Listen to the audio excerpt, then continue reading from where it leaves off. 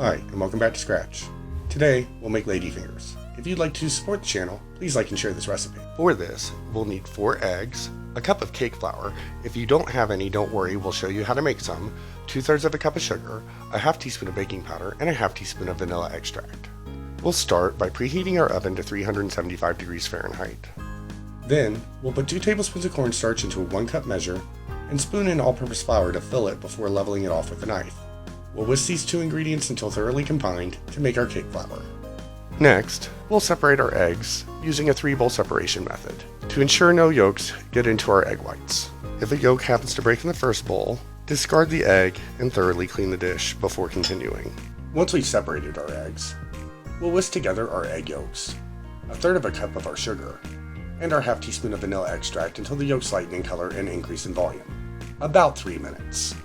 Once we've beaten our yolks, we'll make our meringue. While it's possible to do this by hand, I recommend a stand or hand mixer, unless you actually want a very thorough arm workout.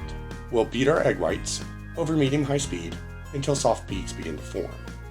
Then we'll slowly pour in our remaining 1/3 cup of sugar and continue beating until stiff peaks form, about 7 minutes total.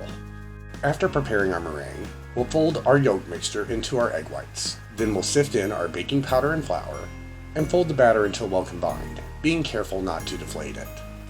Once we finish mixing our batter, we'll transfer it to a piping bag with a 1/4 inch round tip. Then we'll pipe our batter at a 45-degree angle into 3-inch long ladyfingers, separated by about 1 inch of space.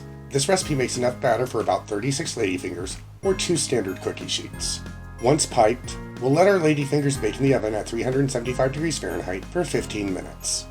It's been 15 minutes, and our ladyfingers should be done baking. We'll remove them from the oven and allow them to cool to room temperature, about 20 minutes. If you're eating the ladyfingers on their own or with some tea or coffee, it's best to bake them the same day. I'm using these to make tiramisu for next week's recipe, so I'll leave mine out for a day or two to become stale. And remember, if you like the content, please subscribe.